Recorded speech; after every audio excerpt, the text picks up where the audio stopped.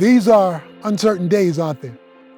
There's a lot of fear, worry, anxiety, because we're facing something very unique, personally as well as nationwide and worldwide. This did not catch God by surprise.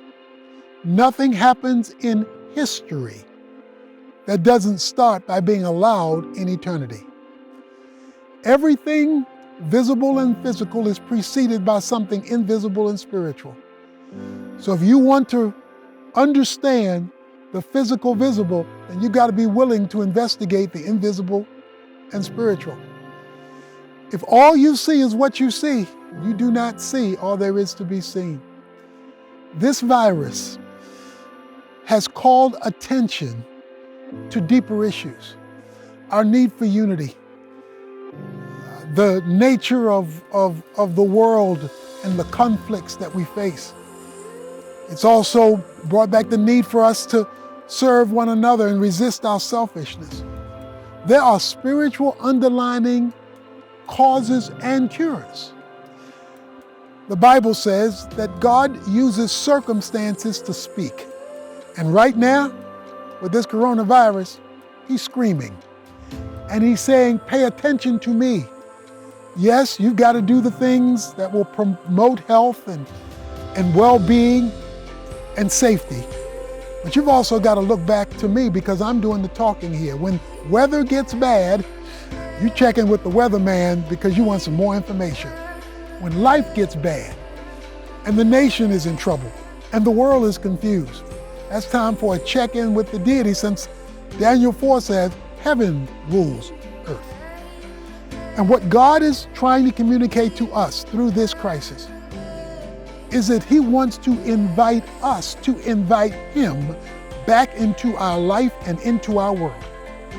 He doesn't just want to be a deity on the periphery.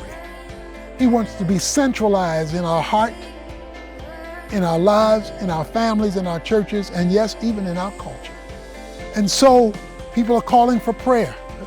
People are turning on their televisions to get hope. They're listening to the leaders for direction. And what God is saying, listen to me, because I offer you a kingdom that cannot be shaken, a stability that transcends your uncertainty. This is the time, while we're doing all the other things, to draw near to God. Because when he allows a crisis, there is always a spiritual purpose attached to it. James 1 says it. When God brings about a trial, he's calling attention to something that you cannot see. This virus we do not see, but we feel the effects. You don't see God, but he wants his effect to be felt because he's gotten our undivided attention, because he's allowed us to be in something that we can't resolve on our own. In the midst of this, turn to God. No matter how uncertain you feel, no matter how fearful you are.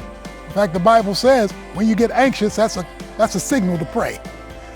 Well, let's call on God not only for the cure to the virus, but to the cure to our viruses, our sin viruses, our rebellion viruses, the things that have separated us, our families, and our nation from God. Let's get back to the spiritual, because that will have a great impact on what happens in the physical.